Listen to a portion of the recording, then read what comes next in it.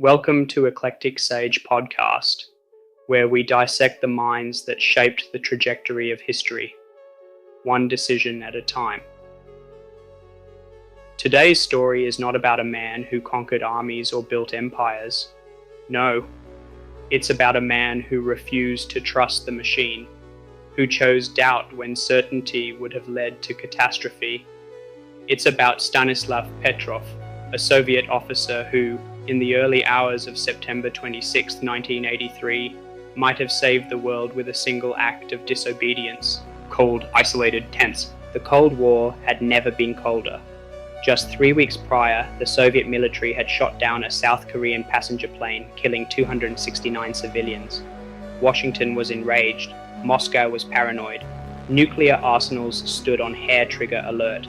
Petrov, a lieutenant colonel, was on duty at the Oko Nuclear Early Warning System Command Center.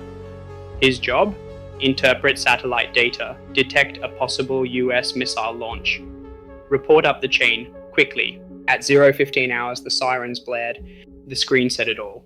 Missile launch detected, United States, intercontinental target, USSR. One missile, then two, then four, five.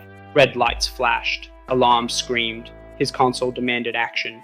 Protocol dictated immediate escalation, a call to his superiors, initiating retaliation.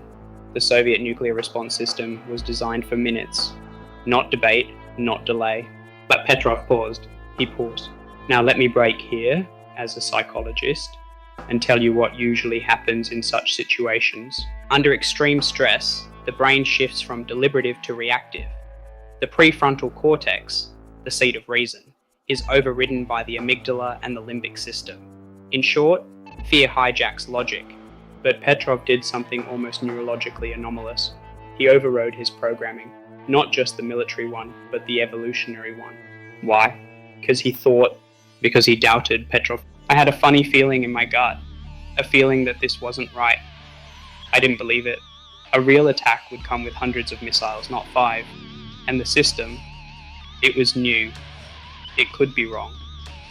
Historical outcome: the system had malfunctioned. Reflected sunlight off clouds fooled the satellite sensors. There were no missiles. Had Petrov followed protocol, tens of millions, perhaps hundreds of millions, could have died in a nuclear exchange. A civilization-ending event, averted by a man sitting alone with a blinking screen and a suspicious gut feeling. From a psychological lens, Petrov's decision was a masterpiece of human cognition under pressure. He applied Bayesian reasoning, assessing the base rates of actual attack likelihood. He practiced metacognition, questioning not only the system's reliability, but his own decision-making process. He resisted the powerful pull of obedience to authority, defying the deeply conditioned military protocol. Above all, he valued human judgment over algorithmic certainty.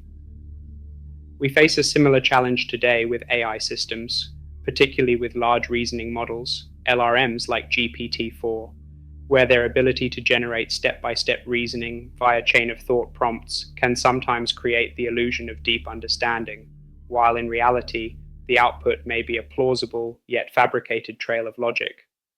This phenomenon, sometimes described as a trail of confabulation, reveals the tension between fluency and factual accuracy in AI-generated reasoning.